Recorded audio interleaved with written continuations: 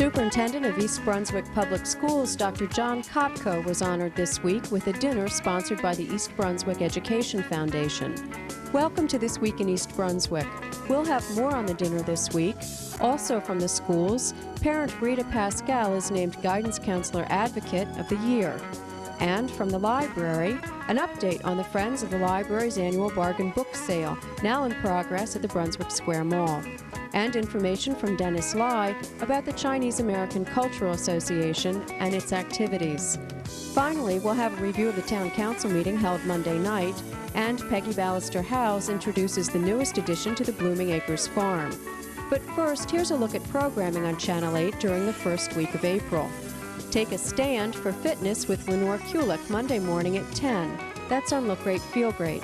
Stories from the Library follows at 10:30 with stories about friends for preschoolers.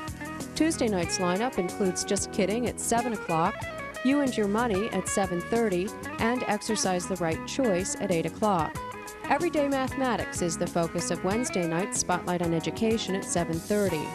A live cablecast of a public forum on the East Brunswick Public Schools budget follows at 8 o'clock. Thursday night, watch for a new edition of This Week in East Brunswick at 7 and 8 o'clock. And at 7:30, watch for a council update with Township Council President Vince LeBlanc.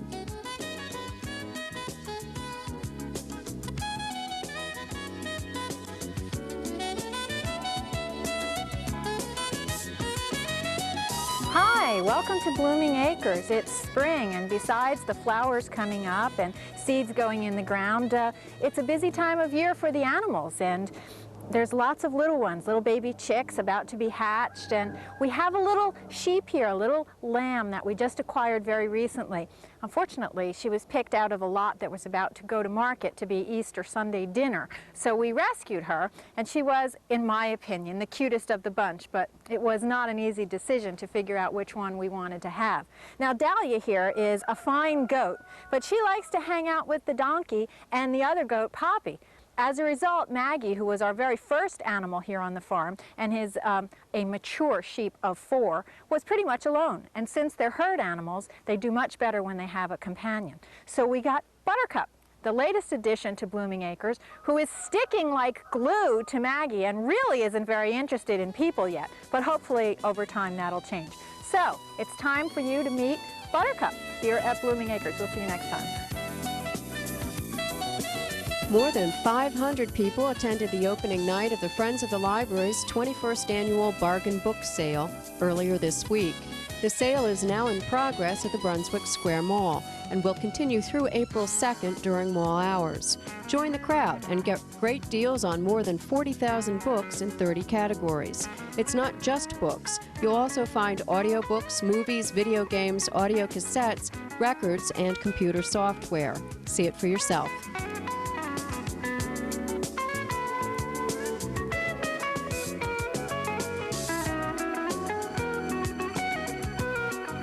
Over 300 people attended a reception in honor of East Brunswick School Superintendent Dr. John Kopko on Saturday. The East Brunswick Education Foundation hosted the dinner at the East Brunswick Chateau and presented Dr. Kopko with the organization's first Partner in Excellence Award. Dr. Kopko became the school superintendent in 1989, and his efforts to foster school district partnerships with businesses, governmental agencies, higher education, and community groups led to the creation of the East Brunswick Education Foundation. Foundation members decided that it was appropriate to make Dr. Kopko the first recipient of the award. I was, as Mel said, I was the board president at the time, so I was the first person who met John and said hello with him before he came and sat with the board to talk with us. And the truth of the matter is that in those first few moments, I knew, I really did, I knew that he was the one. He was going to be the next superintendent. I'm sure you've all had that experience when you meet somebody and just within those first few seconds you know the chemistry is right and you know that this is the right person. And that in fact was the case with John. I think the truth is that I never told him that before just this moment. Isn't that true, John? I'm sure that the reason I never told him that at the time was because I still had to negotiate salary with him. And that would be the wrong way to start. To convince the association that he wished to establish an ongoing network of communication and respect, John has been willing to listen actively, to consider seriously the opinions of others, and to recognize publicly the accomplishments of the school employees with whom he works. John Kopko has enhanced our school district. He brought a new vitality to our mission. Under his stewardship, our programs have improved. Our excellent faculty has become significantly stronger. And under his guidance, the reputation of the East Brunswick Public School District will decisively move forward toward the fast-approaching 21st century. And that recognizing his forward leadership, that this stage does hereby recognize Dr. John R. Kopko as the 1995 recipient of the Education Foundation Partner in Excellence Award. And it commends to him on a lifetime of commitment to the pursuit of excellence in the education of our children, and extend to him all best wishes with his continued pursuit this day in the year 1995. To a solid administrator, to a good man, and to a visionary, to Dr. John R. Kopko. Thank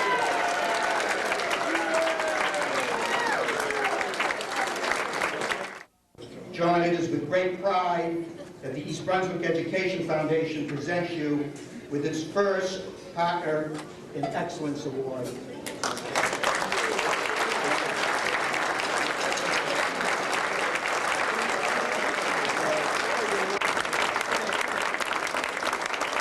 Thank you very much.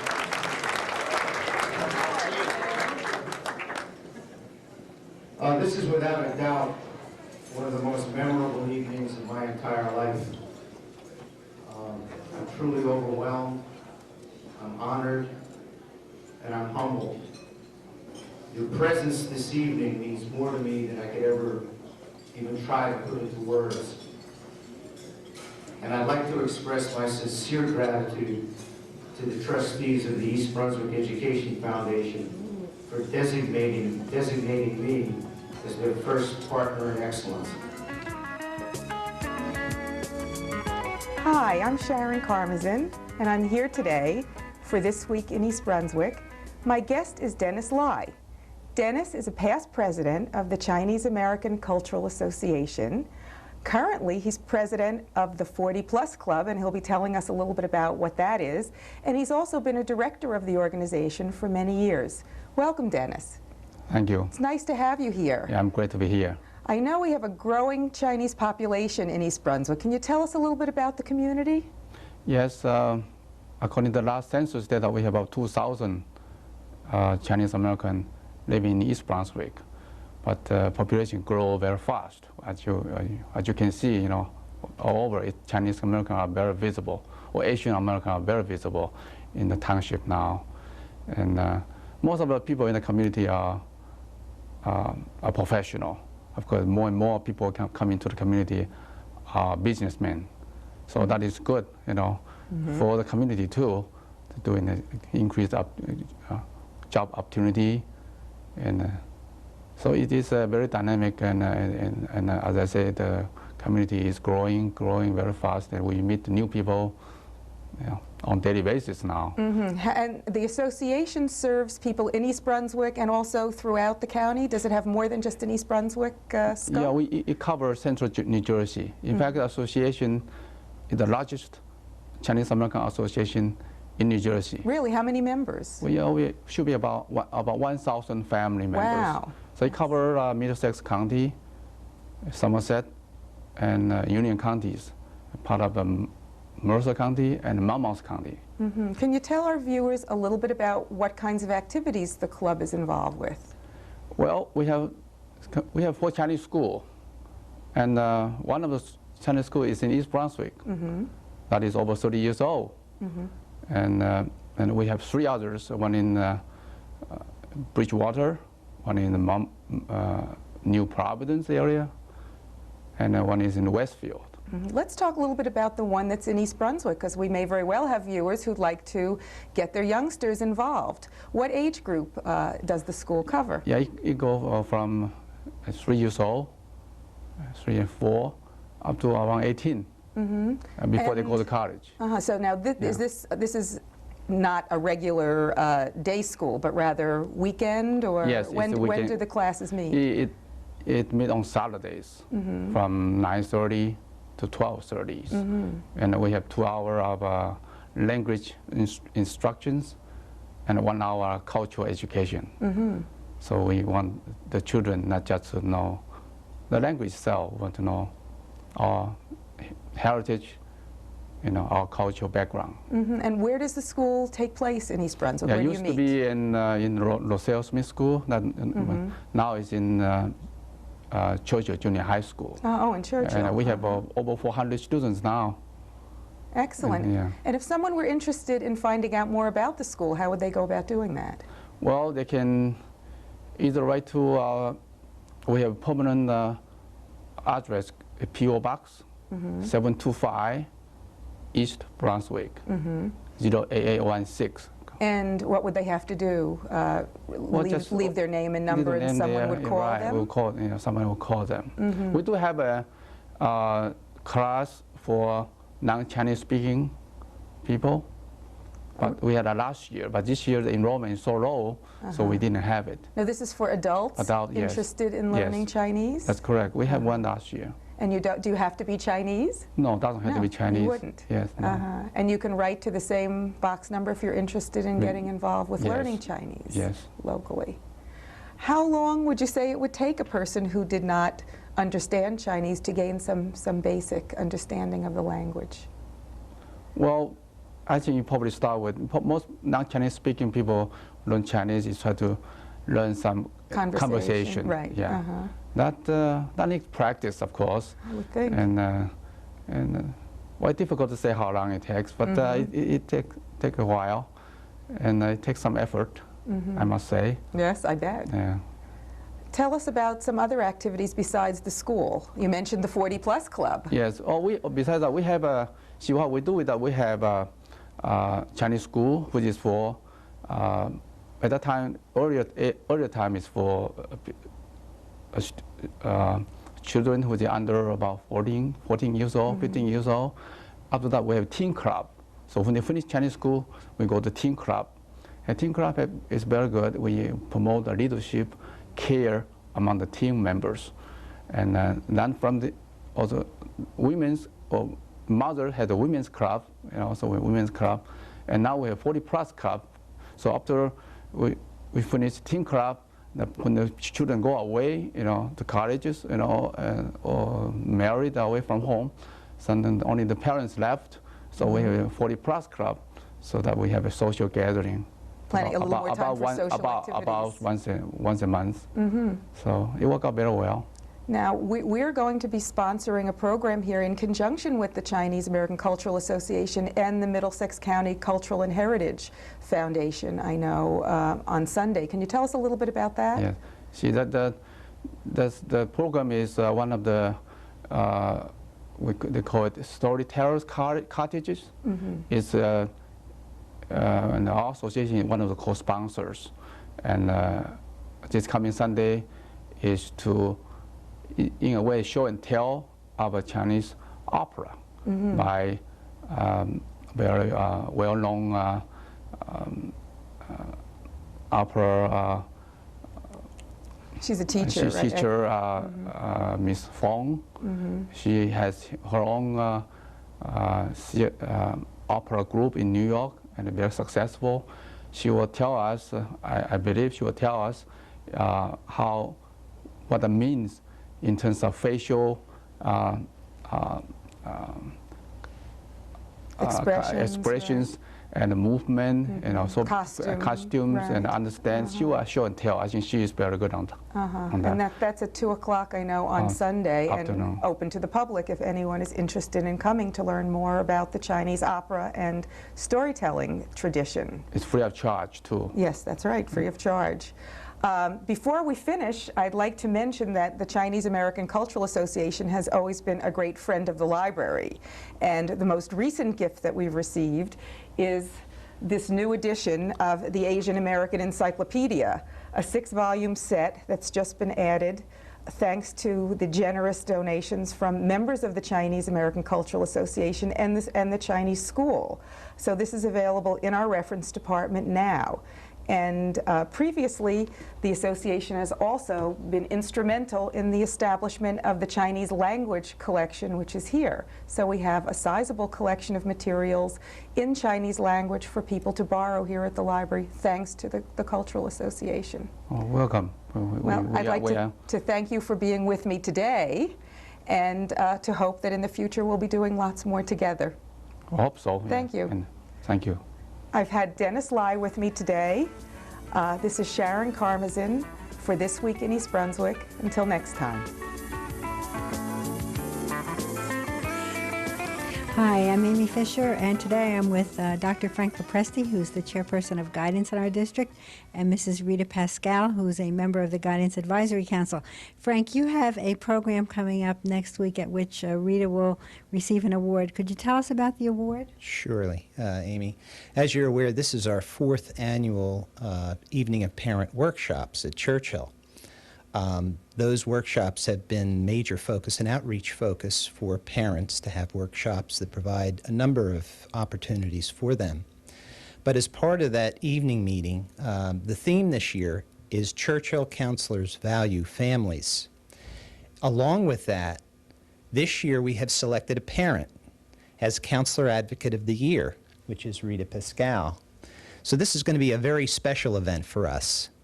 Rita has been involved in a number of activities throughout the district that have promoted our school system and the education of our students.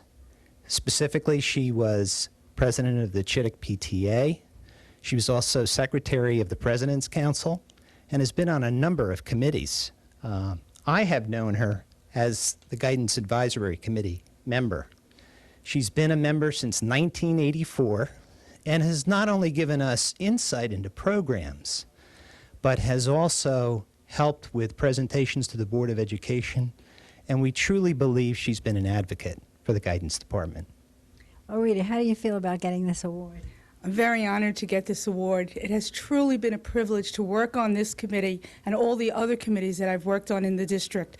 It's very rewarding to try to help the children and help the parents to get things done in the system, and our voices are always heard. I think that's one thing that has always impressed me.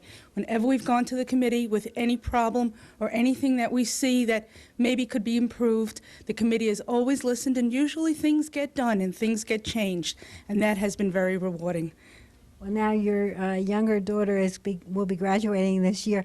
Would you advise other parents to come and become members of this Guidance Advisory Council? Absolutely, absolutely. I think it's a very informative council. We not only talk about things in the guidance department, but other things that are going on in the district. And it would be wonderful if more parents would participate. There are also things that lots of things they can learn from it. There are things about college entrance exams and college things within the committee that we have learned from, and what to do and how to go about it and what the best road to take is. It has been very rewarding. Frank, if anyone would like to join, they could just call your office? Yes, call my secretary, Mrs. Laporte, to be a member of the Guidance Advisory Committee. I would like to say a couple of things about our Evening of Parent workshops, which is coming up next week. Not only will we honor Rita, but also our students. Each year, as part of the program, we have a poster contest. And this year, the winner was Lauren Carlin. And for those parents who haven't seen the beautiful work, the talented people that we have in schools, they are awarded plaques and certificates that night. Additionally, the rest of my Guidance Advisory Committee also receives certificates for their hard work throughout the year. They are really my right hand. They give me a feel for what the community believes we can work on in guidance and in schools. We still do have room in registration for the workshops next week. All the parents have to do is call 613 6795 and make arrangements. We will have some walk-in registration, but if there are any workshops that they're truly interested in, please have them call. Tell us again the date for this. This is April the 6th at 7:30 at the Churchill Commons. Okay, thank you very much, and congratulations, Rita. Thank you very much.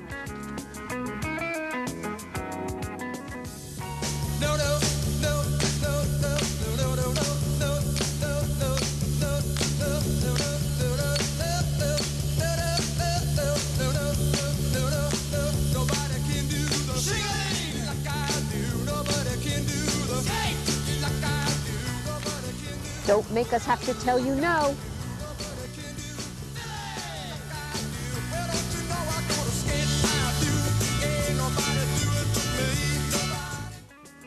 At Monday night's Township Council meeting, Councilman Tony Riccobono presented a resolution announcing American Diabetes Alert Day in East Brunswick. Whereas more than 7 million Americans have diabetes, a disease with no cure that impairs the body's ability to convert food, sugar into energy, and do not know it. And whereas diabetes is the 4th leading cause of death by disease in the United States. And whereas in this year alone, more than 750,000 Americans will contract the disease, and 150,000 will die from it, including a disproportionate number of Hispanics, Black Americans, and American Indians. And whereas people whose diabetes goes undiagnosed and untreated are subject to any kind of its serious complications such as blindness, heart disease, kidney disease, stroke, and leg or foot amputations. And whereas an increase in community awareness of diabetes, its human impact, and the American Diabetes Association may stimulate public action in increasing research toward a cure and spur individual awareness about who is susceptible to diabetes before he or she is confronted with one of its complications.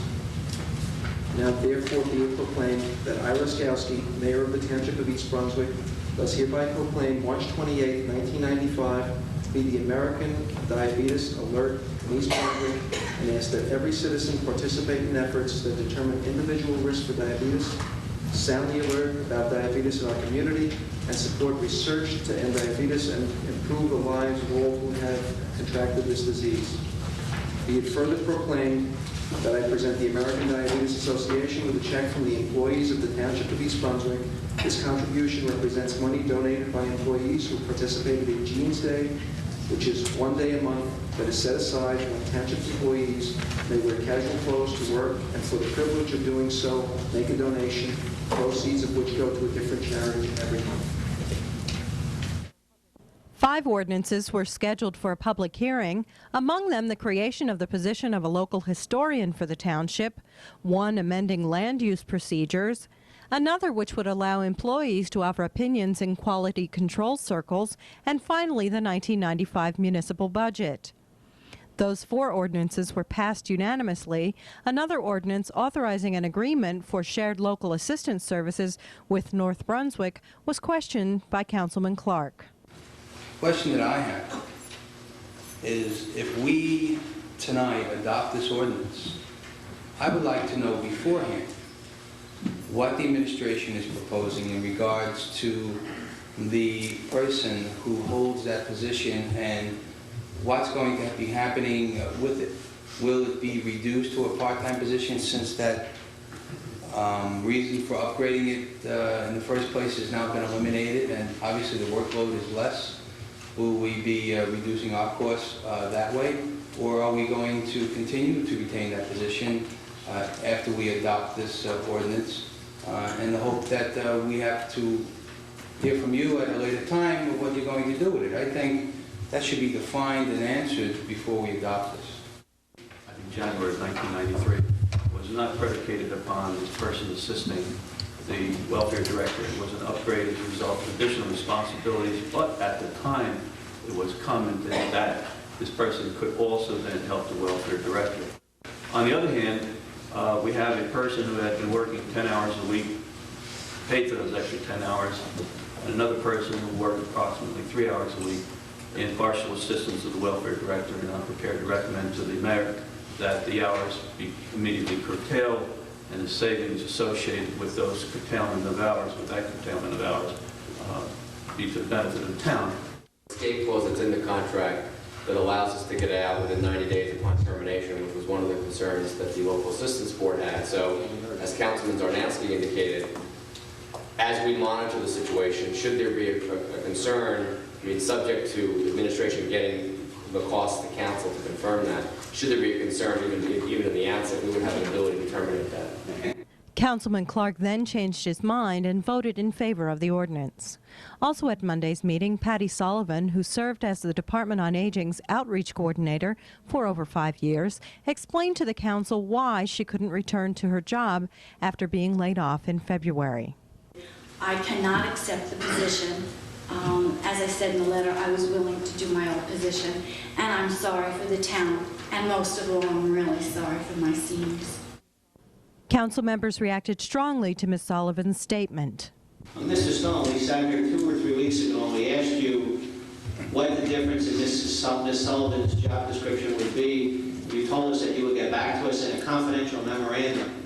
And at this point, I have not received that memorandum, and I have not received any correspondence, and any discussion I've had with the administration has indicated that the changes in her job structure have been minor. I believe that that isn't the case based on what I'm hearing tonight. I'd like to hear what you have to say about it. What I do recall was saying that there were a couple aspects of the job that were troubling and that council had discussed making changes, and that perhaps there were the kinds of issues that might be best addressed in a closed session. I agree with Mr. Zarnowski. I don't understand why what's unfolding here is unfolding. I mean, we voted to bring back an outreach coordinator. I don't see that position being brought back the way it originally was. You're saying you wanted to make modifications. I'm not going to go into this because it is a personal matter. And at this point, Mr. President, I would suggest that you put this on for a closed session meeting next week, because my patients have been stretched to the limit on this. I agree with my fellow councilman here. We didn't vote any changes into that position. We just wanted that position to continue as successful as it's been. So I agree, we continue discussion and make sure we try not to lose this valuable asset. The council plans to further discuss the position of outreach coordinator. And finally, once again, residents of the Bradford Road area brought complaints to the council about noise generated by the Rainforest Restaurant and Nightclub and its patrons. Litigation between residents and the club is pending. That's all for now. Thanks for watching.